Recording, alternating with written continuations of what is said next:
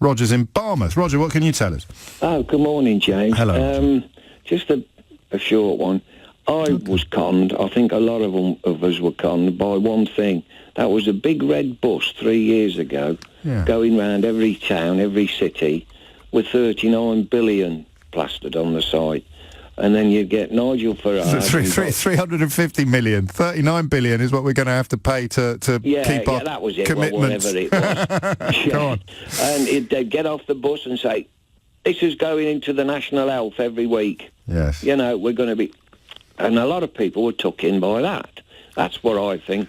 I was conned on that. I admire your honesty, because an awful lot of people still tell me that nobody believed the bus. Everybody knew it was just a suggestion. I thought, well, you got Nigel Farage. He was going on about it all the time. Far be it from me to gallop to the defence of that individual, but he, of all the many things he's done, the bus was not actually one of his big platforms. I can see why in your mind they're inevitably intertwined. The Breaking Point poster, his fingerprints are all over, but the bus was more of a Dominic Cummings vote Leave Michael Gove Boris Johnson project than it was a Leave.eu where did that £8 million come from project. Yes, of course it was. You said the word, you said it a couple of times, con. Yes. I think most of us were con. And I honestly think that lady that was on before the break, Jules, whatever you do, if you have friends round or get to people's houses, my missus always tell me, don't mention Brexit or politics. Politics or religion.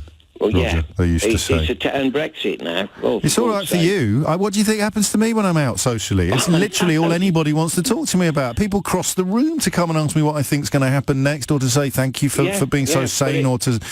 I don't get criticised much, to be honest with you, because... it can always end up in an argument. That's what I always say, you know. It kind of can, but maybe if we'd been talking about it more, while we were all swallowing the nonsense about bendy bananas and hoovers and people not being deported because they'd got a cat, we should have been doing... Whereabouts are you from originally, Roger? You're in Wales? Coventry. Coventry. Yeah, I moved up to North Wales. It's between Barmouth and Harlech, a little village, Dyffryn Ardudwy. Oh, how delightful. It's lovely. I'm looking at the sea here out the window, but, you know, I mean, I'm 75. Whether it affects me, it doesn't. It's going to be the youngsters. When did you realise that you'd been sold a pup, Roger, if you don't mind me asking? Yeah, oh, God, yeah. No, when? No, I know you do now, but when was the moment of truth, as it were? When they started all coming out about backstops. Article 50s, article this, article... I didn't know nothing about that. They never told us anything about that. We never knew what problems it was going to cause in Ireland. They never said anything about that when the vote came. It was only afterwards, this last couple of years, I think that's come to the fore. I did, Roger. And so bizarrely, so did Theresa May. She knew. But of course it didn't get the coverage. Why would it get the coverage? Quite a complicated explanation that involves an understanding of international treaties. And you'd have had to be able to predict those red lines as well. You're not going to get a front page out of that, are you? You get a front page out of 350 million quid a week for the NHS. You get a front page out of, how dare they take our bananas? You get a front page out of lies like the ones Theresa May told about people who can't be deported. But do you know she actually said the words, and I'm not making this up, while making it up?